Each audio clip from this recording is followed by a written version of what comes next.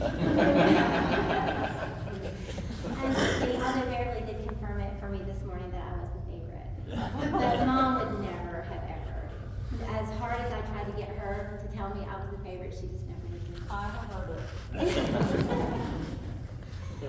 Thank you all for being here. I know she would just be so happy to see you guys, and I'm happy to see you too. I do want to preface this by saying I am not a public speaker. So this is a little unnerving for me, but they say if you know and love your subject, you should be responsible. As I look back at my mom's life, I realized she had several things that she loved the most.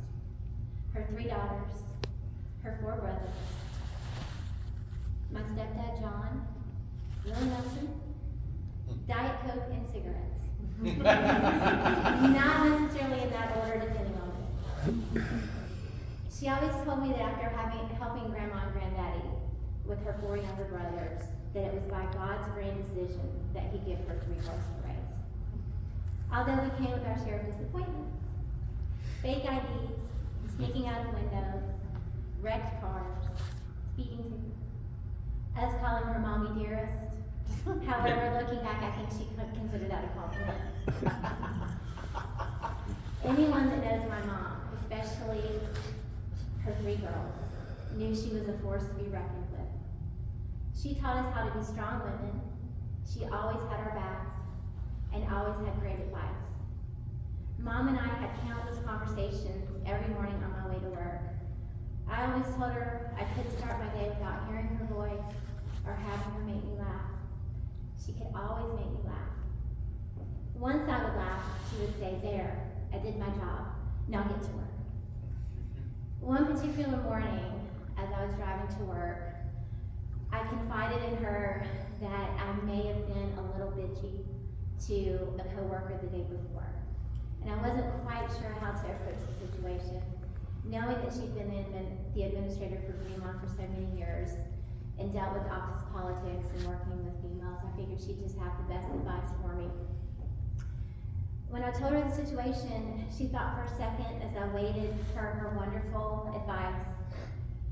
She said finally, "You know, honey, I hate to tell you this.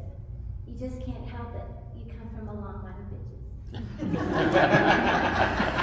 Sorry, Grandma. She said it.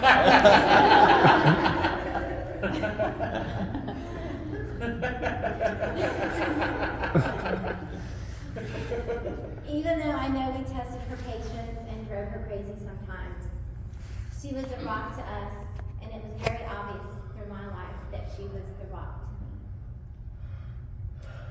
One of the many endearing qualities I know about my mom is her sense of direction or lack thereof. There were countless times I could tell you about her getting lost. Lost on the way to see me in Atlanta, lost in the mall parking lot, and ultimately lost at sea. Yes, in case you didn't know, my mom actually got lost at sea.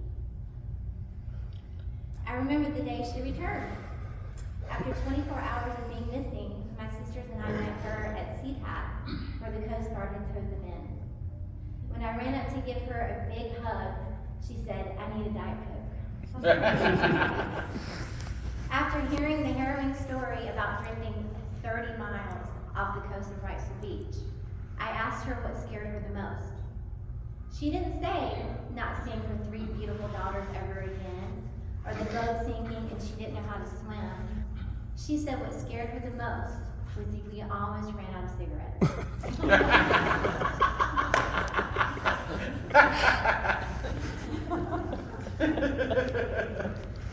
Looking back at this story, I remember how scared I was as a 12-year-old that I was never going to see my mom again.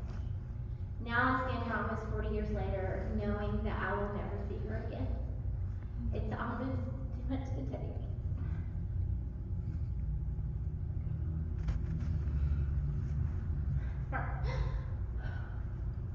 However, her strength and perseverance will stay with me forever.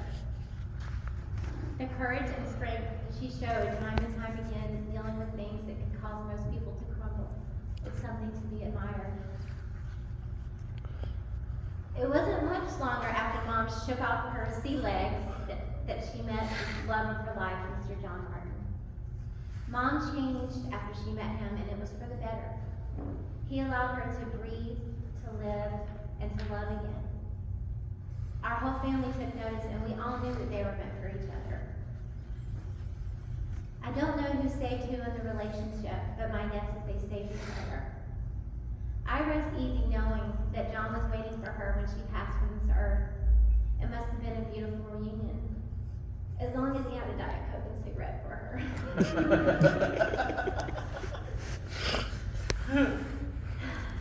Finally, in closing, we all know how much my mom loved Willie Nelson. So I would like to end my tribute to her with her favorite song. This is for you, Mama.